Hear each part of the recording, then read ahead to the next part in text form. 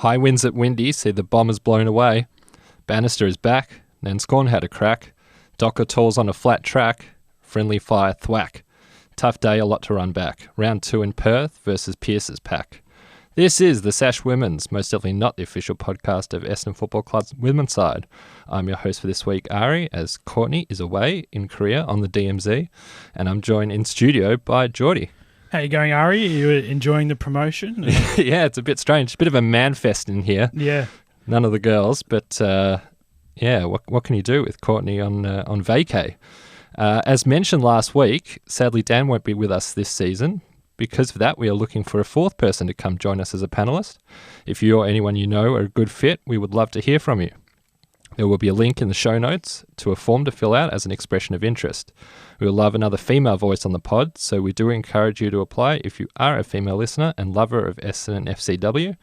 Experience in podcasting and media isn't an essential requirement, so have a look for that in our show notes, and let's get on with the pod.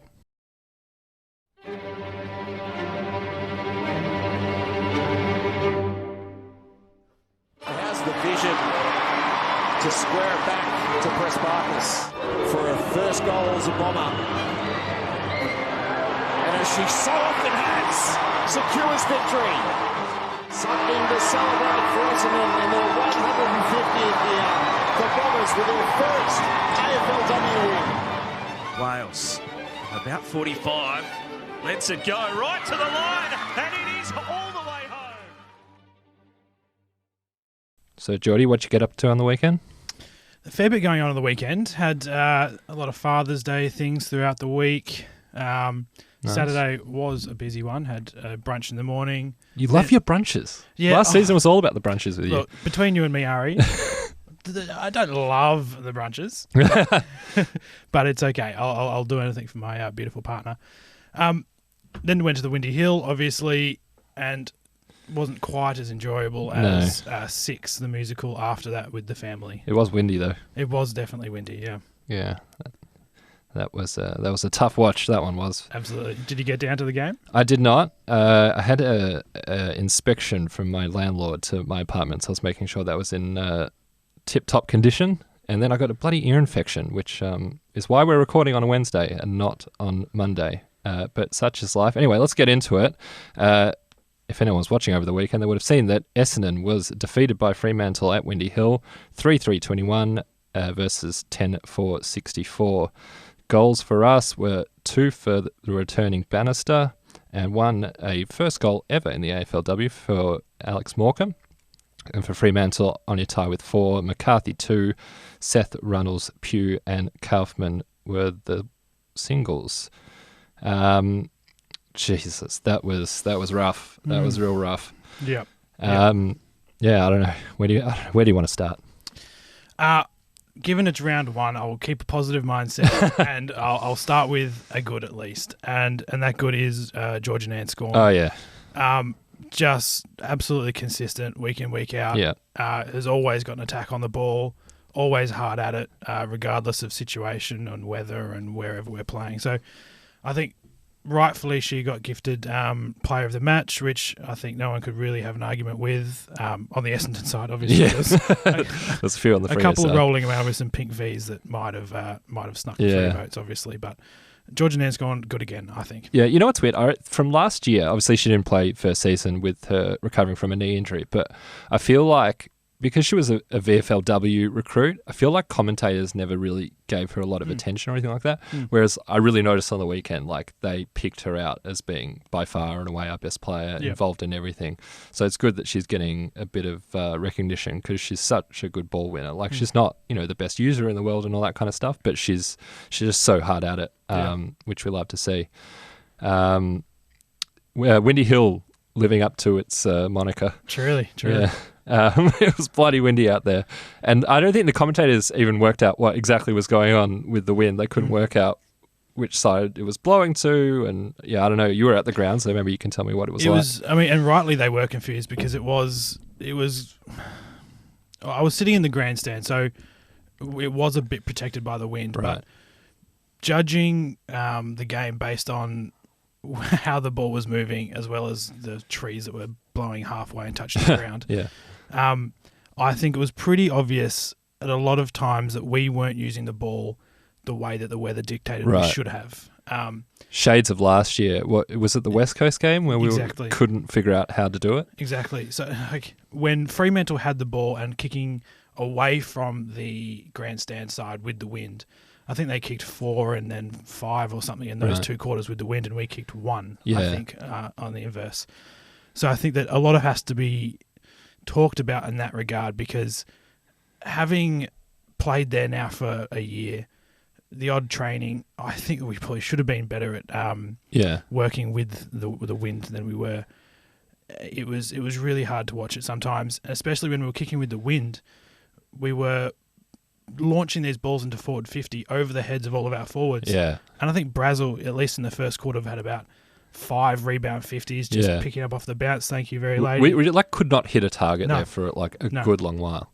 Absolutely not. Yeah, I think it's a bit of a weird one, because from memory last year, apart from that West Coast game, we had spectacular weather at Windy Hill most of the time, which is obviously not usual. That's why it's called Windy Hill. It's usually like that. So, I would have hoped after what happened last year that they would have put some time into knowing how to play the conditions there, but obviously, maybe it just takes a few of these kind of results and it just not knowing what to do for them to really focus on it, because you've got to imagine you're going to get these kind of conditions more often than not at Windy Hill. So, it's a home ground. We really should know how to play it better than the opposition do.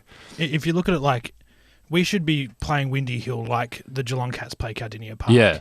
We should know the ins and outs of how the 100%. Weather works there, how the wind works, what side of the wings we need to be using, like Geelong do at their home ground. And we should be really creating a really, really hard place for people to come. Yeah, definitely. And it's such a unique ground in so many ways, like the shape of it and the location and the weather conditions that there are there, that there is an advantage if you know how to play it, and I don't know why we haven't worked out. But just on the ground as well, I didn't realise this pre-season, but they brought the boundary in on the far side so you can walk all the way around now. Yeah, I think maybe only a metre or 2, but I feel like it did make a difference because we were outside on that wing a lot. Yeah. And there were a lot of times where we had the ball with the wind, kicking it down too close to that boundary side. It was far too easy to defend. Yeah. If you're launching a ball down the wing, you want it a little bit more corridor side, not a right metre and a half from the boundary. Yeah. And I also would have thought maybe this isn't the case and maybe it was just weird conditions that day, but I would have thought that the grandstand side would be the side to use because that would be more protected from the wind than the other side. So, it also, if you're going with the wind away from the grandstand and you're going on the left-hand side wing, the broadcast side, the wind's pushing the ball back towards goal, not towards the dead pocket away from goal on the other side of the wing. It was confusing, but it's something we have to work on. And just yes, it's the conditions, but I mean the skills were god awful. Yeah. And something that really stood out was firstly that Matty Gay is a great mark. Yes. And what a difference it makes having someone that can take a contested mark in our back line, because that's why we always shift Bonnie down there when we need to hold up, because she can take a mark like that. Matty Gay can definitely do that for us this year, but also Bess Keeney was the only one that was hitting any targets in the first half at least. So, you can see why we brought them in, because we do need that. But yeah, it was tough to watch. And especially just Fremantle, they're not on a bad side, but they're not good. No. And they were great by feet. They were, we would bomb it in, like you said, over the heads of everyone, and they're just chip, hitting every target along the way. And it was not a good watch. Which is what we were doing last year. Last year we were winning most games, winning the uncontested mark and the uncontested possession game almost every week, regardless of result.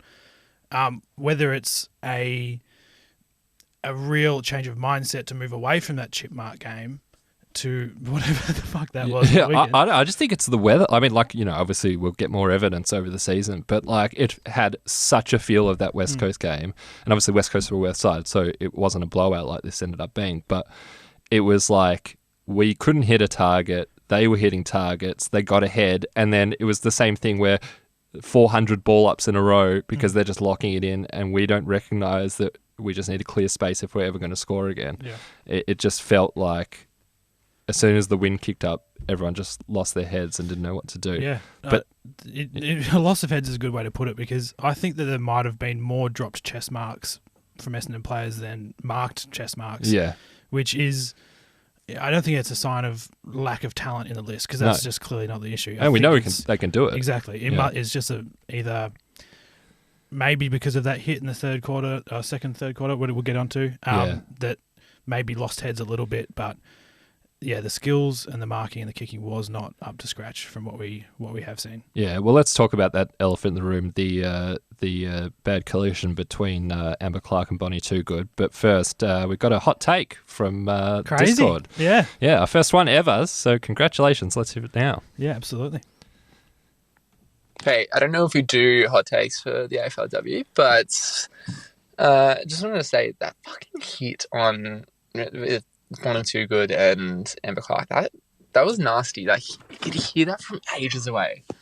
And look, I don't know. People are saying online that like it fucked our momentum and we kind of just drop our heads after that incident. But I really feel like Freo were really getting on top, especially in the midfield, and it was actually quite concerning. Like, they 100% deserved to win the game, which is frustrating, because I was going over there, going to Windy Hill, expecting to compete well or it to be a good game, and then we kind of just fell apart towards the end. But I don't know about you guys. Do you feel like we're a little bit of the short queens in the midfield?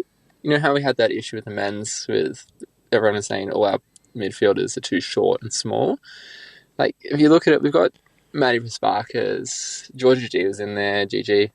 Who else? Georgia Nanscawen as well. Like, who are our tall, I don't really want to say big body midfielders, because, Maddie's the fucking bull in there, but you know what I mean? I don't know. What are your thoughts? Yeah, well, it certainly fucked our momentum, that's for sure. Yeah, so... Well, let's talk about the collision first. Sickening hit. I was actually pretty sure looking at it that I was certain that Bonnie had done a PCL, because it was that like front-on contact onto the knee pushing it backwards, which is like the classic ruckman's PCL injury. PCL not as bad as an ACL, but an MCL is probably a little bit better than that. And she might, they say 6 to 8 weeks that it will take for her to get back, but... I think we could see her back earlier than that for an MCL. But yeah, I mean, Amber Clark just did not move afterwards for a while. Yeah. My first thoughts on the collision weren't quite as eloquent as yours. I was sitting front row of the grandstand, about 10 metres away, with my family, and yeah, like the listener sent in, then you could feel it from 10 metres away. It took the atmosphere not just out of the Essendon players, but certainly out of the crowd as well. It was pretty difficult to watch. It definitely quieted the crowd up, that's for sure. Yeah, I mean, you could tell on the broadcast as well. It just got deathly quiet in the joint. Yeah. And I was watching it on like a 15-minute delay, and we were messaging each other in the group chat, and I remember thinking while they were doing all the stretching, I'm like, we have got to be really on it for the rest of this quarter, because we could lose the game now before the end, before we get to halftime. And that's basically what happened. We had all the game. I don't think they'd kicked a score yet. And basically as soon as that happened, they kicked like 3 goals and went into halftime ahead, and we just never had a shot at it after that. And obviously everyone was concerned about Clarkie, but like Bonnie, had tears in her eyes, and everyone's thinking the worst about that. But I think we miss so much in leadership when she's not on the field, because I don't know if this is necessarily the case, but it feels like Steph Kane's much more the sort of arm around the shoulder kind of leader, is really helps people training behind the scenes. But Bonnie's really the rah get on my back girls type of leader, and just not having her out there, but seeing her injured, I think just really stuffed us. It really it looked like everyone just lost their heads a bit. I couldn't agree more. And that Bonnie's leadership did show even after she got injured, because she had the hoodie on and the ice on the knee and things, and she was still walking up the boundary, giving the big up to the crowd, trying to lift the atmosphere again, which is pretty commendable given the way she would have been feeling internally. Yeah. I mean, like round one in the first half, like that, after you've been preparing all preseason, it's got to suck, especially when you're that player, all Australian vice captain, co-captain of the team, one of the best players in the league, and you can't help your team while this is happening. But I mean, let's just address the midfielder size thing. Personally, I don't think it's a size issue so much. I think we were concerned about this in season 1 a little bit, and that's why I think we got Jackie Vott, and maybe a bit of a surprise she didn't play yesterday. But in Nanscawen and Prespakis, we have ball winners. Getting the ball hasn't been our problem really. It's more, do we use it well? Yeah. What's our link-up play like? Our air game has always been a question, especially down back. That's why since the beginning we've been a great scoring team and a big conceding team, is because we couldn't hold up our back when we didn't have the ball. But we could always kick a score, we could always get the ball. So I'm not sure it's that necessary. I don't know what your thoughts are on it. A couple of thoughts. I guess that when you look across the absolute A grade midfielders of the competition, a lot of them aren't 6 foot. Monique Conti and those kind of players. They're not massive. So size isn't as much of an issue as it is in the men's game. What I would say is that maybe if I'm looking at a sort of a glass half empty view of it, that potentially maybe Nanscawen and Prespakis together in the same midfield maybe isn't the complete right balance.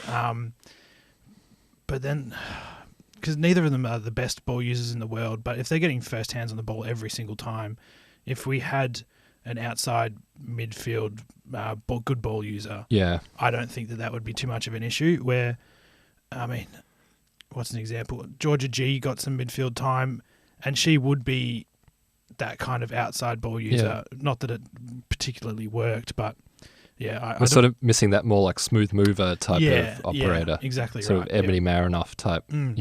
Not the Jazz Garner big body. Exactly. Because I really don't think, I mean, it shows up when we're playing, some of the best teams in the league, but, we're only a couple of seasons in. No one's expecting our list to be a North Melbourne list just yet. But I don't know, whenever we've played anyone around us or lower, I've never felt that we've been bullied in the midfield. I felt like we haven't been using it well necessarily all the time, and we turn it over, and then we've struggled in defence. And I think our defence should be a lot better this year with our recruits. But that's kind of been our issue. It's just that when I felt like this game was almost a write-off once that injury happened, because if we didn't hold station immediately, we were going to struggle, and we didn't hold up. I would say also that we do have a couple of those bigger body mids on the list that will at least could play in midfield, like Maddie Gay, like Steph Kane, like Jackie Vott. They could all run through midfield, and they have got a bit more size. Yeah. And I would not hate seeing, particularly while Amber Clark and Scott are on the sidelines, someone else running through the midfield like Jackie Vott, who I hope does come in this weekend. But we'll get to that later. Yeah, I mean, there's going to have to be bulk changes, so we'll get into that. But on returning players, how good was it having Dari Bannister back in the team? Oh, so good, so good. Such a miss, and it's also not just good to have her back in the team, but she is playing as good as she's ever played already.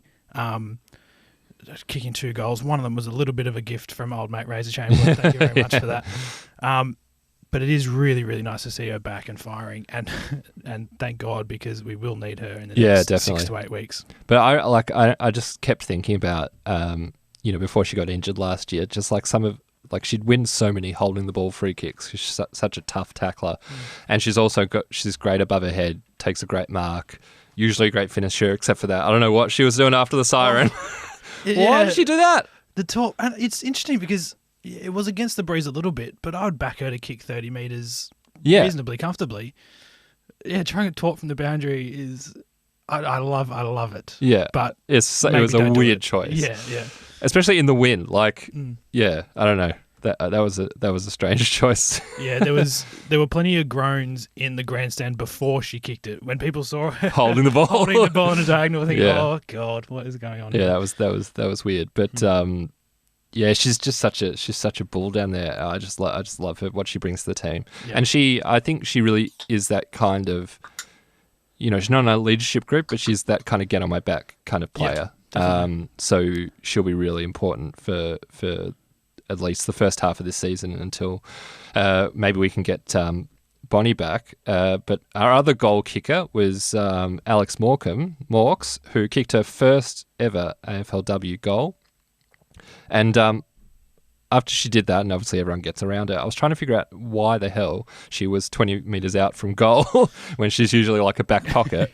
And then the ball goes back to the middle and I see that she's in the centre bounce. Yeah. So that was a shock.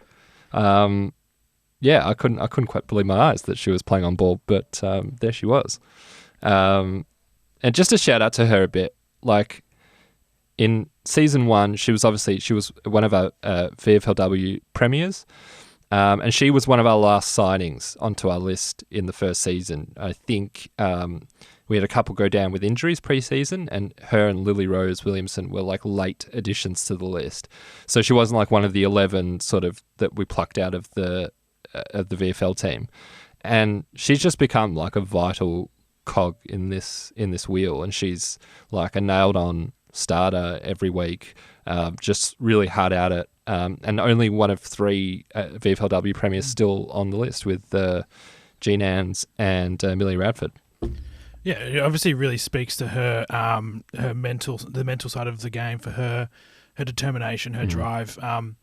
Because it would have been such a daunting task being one of those VFLW players coming in and then having to try and forge your spot past that. Yeah. So I think it's really impressive from her. Yeah, especially with like just how late she was at it. Like, if you're like, I don't know, Renee Tierney or Nanscawen or Alana Barber that was sort of plucked straight from the team onto the list, she wasn't. She really had to wait to see if that was going to happen for her. And it really seems, I don't know, like from social content and all that kind of stuff, that her teammates absolutely love her. You can see that when anything happens for her, they're right around her. They absolutely love her. And obviously the coaches do too, because they pick her every week. So, yeah, bit of a shout out to one of our unsung heroes. You want to talk about old Razor? Yes. I think I'm going to put the loss down, not to the wind, not to Bonnie and Clarkie getting injured, and not even to any terrible decisions from Razor. He actually was probably pretty generous, at least with one of them, with the very slowly backing, the Homer Simpson backing on into the hedge. Backing into the hedge.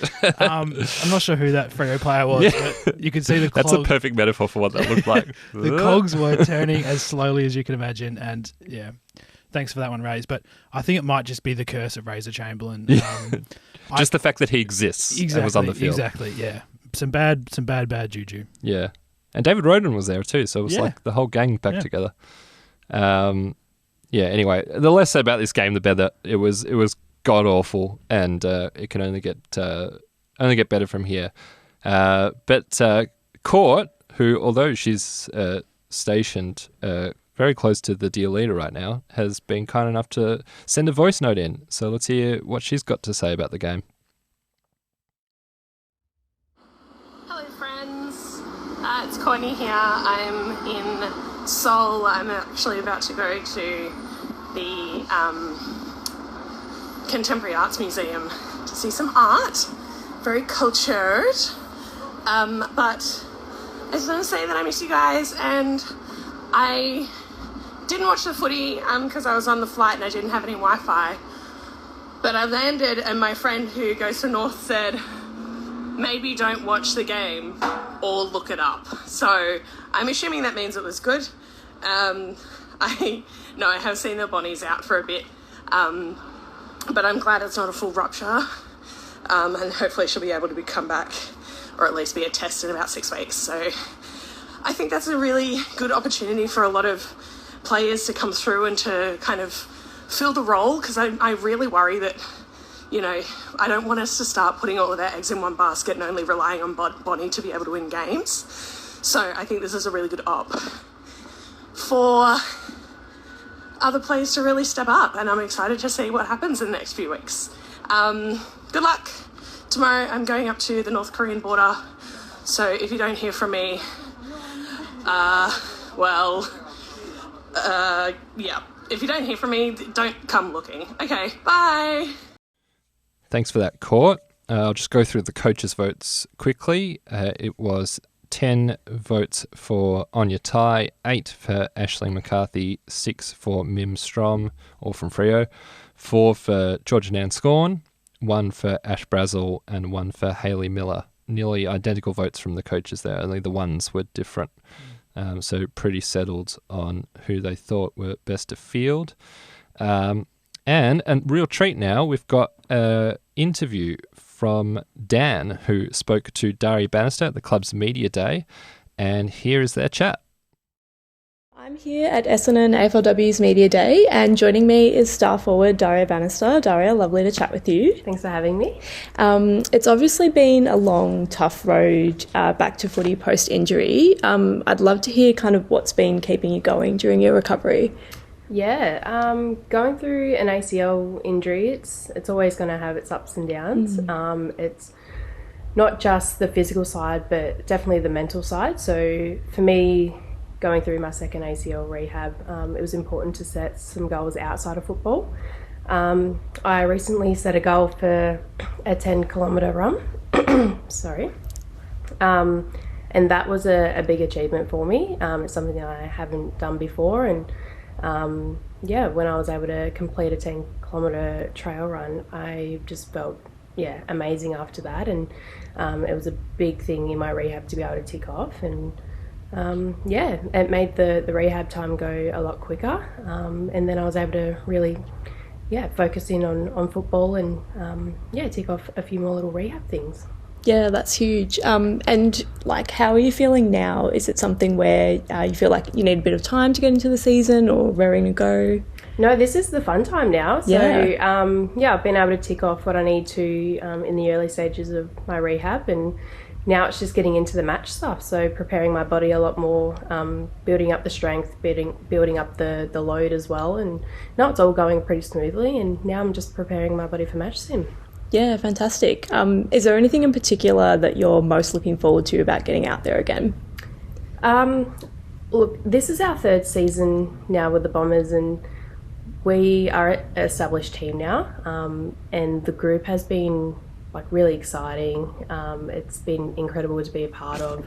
We have such a good group that are keen to go one step further this season. I'm just looking forward to getting back out there on the track with them. Yeah, I can imagine.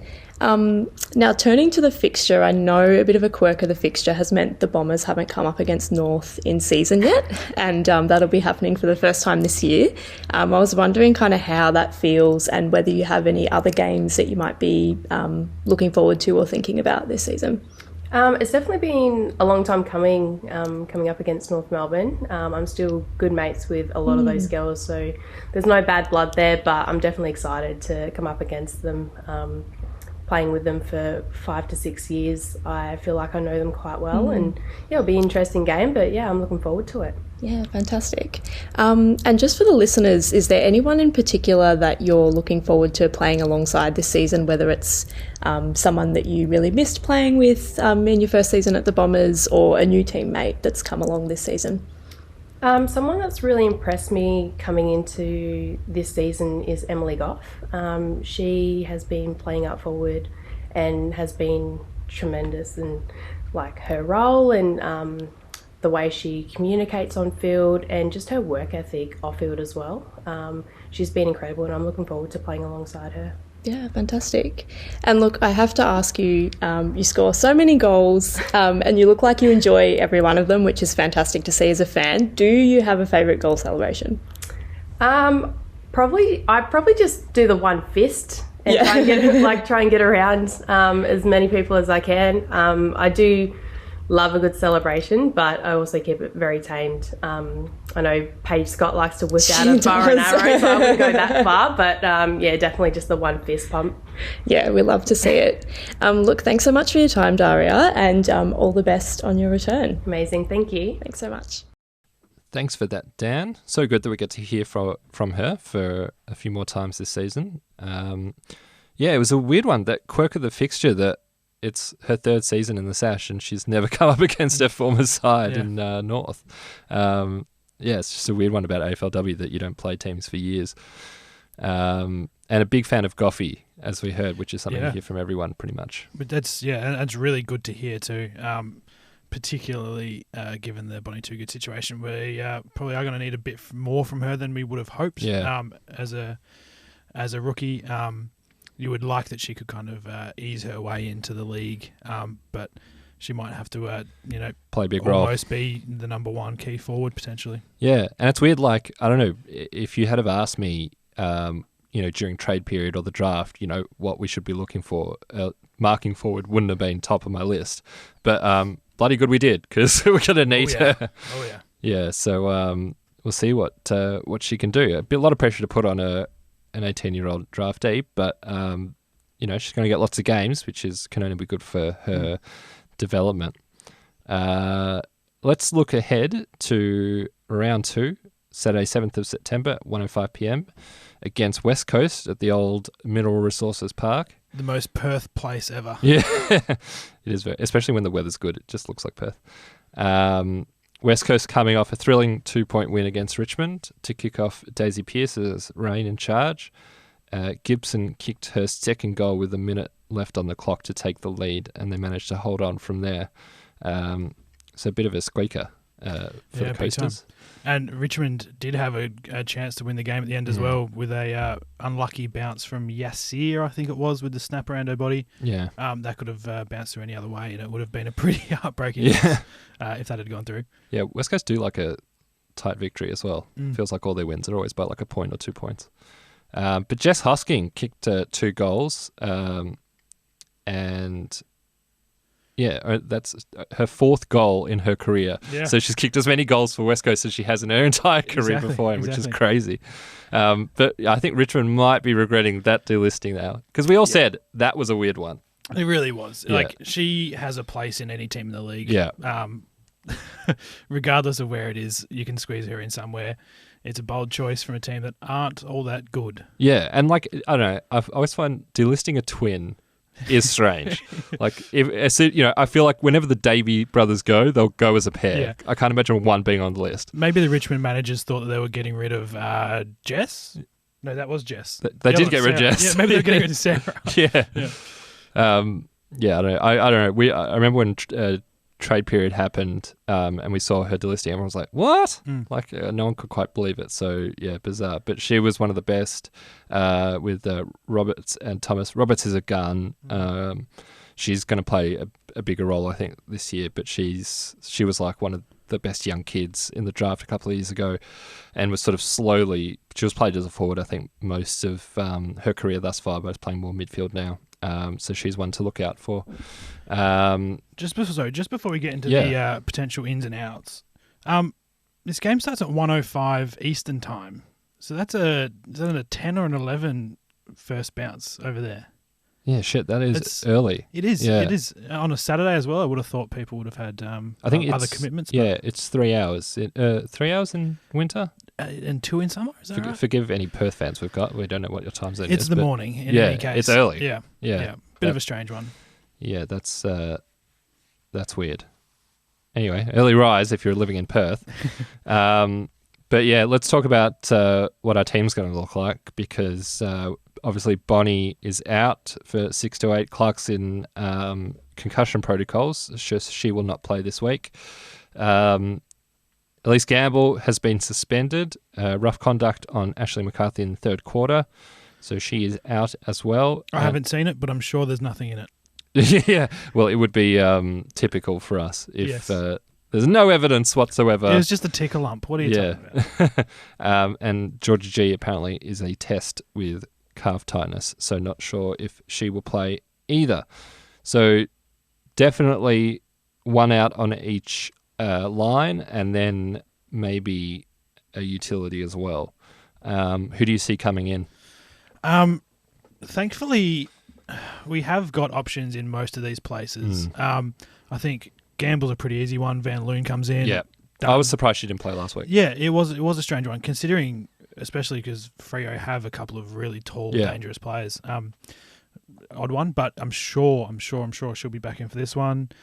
And I also think that Jackie Vaught will probably come in. Yeah. It's not a like for any of those players in particular, but some magnets can be moved around and we can definitely fit her in. She also is one of like our bigger bodies and can take a mark as well. So, whether they shift the magnets around a little bit, she does sort of, in terms of size and aerial ability, she is a bit of a swap for Bonnie. Not so much a forward, but can kick a goal though. Cat's kicked goals for us. I think Van Loon and Vaught were both emergencies, so they are ready to roll. Book Brown is still out for some weeks, so she would have been a shot to come into defence, but obviously won't be there for a little while. And then, the smaller one is a bit of a who knows. It could be one of a few. I was surprised. I mean, Bushy didn't play last week. Wasn't an emergency either. Yeah, Lily Rose Williamson was. Interestingly. Yeah, so I don't know if Bushy is fit and ready to go, but if she is, I was shocked she wasn't playing last week, so she would be a shout to come in. Doesn't really have like the class up forward as Emma Clark does, but she is sort of that quicker mover and user. So again, I think we could see a bit of a swing of the magnets around this week because it won't be like for like exactly. Yeah, particularly with the Bonnie Toogood replacement. Yeah. We haven't got any other key forwards really. I mean, no one does. There's like maybe one other in the league that could do the job. So I would assume that given we had 3 rucks playing on the weekend, at least makeshift with Wales, Goff and Dyke, I would assume that maybe they just get rested forward as an extra key option rather than trying to move someone from back up to forward or anything like that. I think Wales has got enough presence around the ground to maybe do a job down there if needed. It's an interesting one. Yeah, I mean, they could definitely rest Wales up forward instead of taking her off the ground when she needs a break. And I see Goff playing full-time forward rather than sort of playing being shifted around like she was last week. And then Sophie Alexander, she was also shifting around the ground. She ended up doing a bit of that Bonnie dropping behind the ball thing. Probably she ends up spending much more time close to goals, where she does her best work, so I don't mind it. We're at predictions. Given what we said last week about our predictions, not many of those came off. Although I'm pretty sure Court did pick Amber Clark, Dari Bannister to kick the most goals. So that was a nice one. Yeah, but our scores were nowhere close. No, not particularly, especially in that fourth quarter falling off a cliff. But I do have high hopes still for this weekend. I did catch the first half of the Richmond West Coast game that Friday night. It wasn't great. Yeah. It was a long way from the skill level of the game before the Sydney and the Collingwood. So I don't think that West Coast sneaking past Richmond is a massive tick for them. I mean, nice to get the win, obviously, but I don't think that cements them as a top 10, top 8 contender. Yeah, I think Richmond are a slider this year. Yeah. So I still do back us in to go over and get the 4 points. We do tend to travel well as well. That's true. Beaten West Coast. Didn't beat them here, but did beat them in Perth the year before. True. Steph Wales beat OG in that game, if I remember correctly. Yeah. With a massive bomb from 50 as well. That's right, yeah. So maybe she's a shout for most goals. And I think maybe some emotions taken out of the game for the West Coast. You know, it was Daisy's first match in charge, so maybe they were sort of up and firing for that. I'll at least choose to hope that. Yeah. Well, yeah. If we don't manage to do it this week, then the funeral could be early this year. Yeah, the conversation changes. If definitely. We lose to both West Coast teams. Yeah. I mean, I think Bannister is a great shout again for goal kicker. Was this week. Yeah. I mean, Magic is always a shout for that sort of thing, but our forward line is thinner this week, and I think a lot more is going to be going through Daria. She'll get more targets, definitely. Yeah. You wouldn't blame a midfielder for coming out of the midfield and looking for Bonnie Toogood. I think that will be Daria Bannister. Yeah. She is great on the lead as well. Great hands above her head. So, and a good finisher as well. Yeah. Except for when she tops it. Yes. No torping. No torping. If you're listening, no more torping. Only outside 50. That's the only time I'll allow it. Best on. I'm pretty sure you went for Steph Wells last week. I'm going to go for Steph Wells this week. I think she likes Perth. She did it last time. She'll probably need to play a bit of forward and move around the ground more than she might usually. So she's my shout. Yep, I like it. I will probably go... I think I'm going to go a little bit rogue. I really, really liked what I saw from Maddie Gay first game out. Yeah, she was great. Just so much composure in that half back line, and used it really well coming out of it. So if the game isn't a complete rout, which it probably won't be, let's be fair, she will get a lot of the ball. She will have a lot to say about the game. So yeah. I would pick Maddie Gay. Yeah, she is a sneaky one as well. That in terms of spinning Magnus, she can play anywhere. She can, so yeah. she could be in the midfield. She could be up forward. She could be the replacement for Bonnie. Yeah. So yeah, you will know. You know she'll be involved, whatever the case may be, whichever line she plays on. So that's a great shout. Result and margin. Well, I think we both think it's going to be an Essendon win. Yep. Margin. Who the fuck knows? I'll stick with my tip from last week and say 13 points plus. 13 plus. Yeah. 13 to 20. Let's not get crazy. Yeah. Yeah. So hard to know with West Coast. I'm going to say 22. I actually have more confidence than I did against Freo, which I think I tipped 18. So Freo are there's no point reading into preseason games much at all, but Freo did thump West Coast. Yeah, a couple of they're a weeks much ago. better team than West Coast. Yeah. And there's the travelling, which factors in. But this was our biggest ever victory in AFLW. Still is when we played them in Perth last time. It was like 54 points or something. So probably won't be that big again, but we should hopefully have them covered. Around the grounds, Brisbane got an absolute pantsing. Yep. Which is great. And we tipped it last week. We said they're gonna be the slider. Yeah, the premiership hangover. Yeah, it certainly looks like it. Hit Collingwood, it'll hit them. Yeah, they were shit ass. Yeah. There were a lot of thumpings around the league. Yeah, one, actually. and some weird ones as well. Yeah, yeah. I knew that Bulldogs weren't going to be a fantastic team, but I didn't think the Giants were going to be a great team either. I was really loving my call for Wooden Spoon after last week's pod because they looked fucking shit. Yes. But who looked good was North, who we all picked as premiers, and they look like I can't see anyone beating them. Yeah, give them the medals already. Yeah, particularly if Brisbane aren't what they were last year, there aren't any contenders. I mean, like Adelaide's one of those teams that you always imagine they're going to slide, and they're always thereabouts. Their midfield is so bloody good. But I think every year we tip them to be not as good as the last year. So I'll keep a sneaky eye on them. But in a similar vein to Adelaide, Melbourne are also one of those teams that have been there for a long time, but now Taylor Harris-less. Yeah. I mean, and they're Libby Birchless, who is at North now, the Taylor Harris-less, and we all thought, and like they're Maddie Gayless. Maddie Gayless, that's the big one. Yeah. So, they are really short of big marking options, especially down back. I think it was all over media pre-season about Taylor Harris's move to the back line and all this stuff, and first game she's out for the season. So yeah, I'm not sure how good the D's are going to be this season, but North look pretty bloody good. Anything else to look ahead to? I will just very quickly remark on the Western Bulldogs fixture change for round 2. Oh, yes. Certainly. A change has been made. Great. Yeah. Yeah, the change itself, I'm not completely sold by, but what do you think should have happened? I'm not sold on curtain raisers in general. I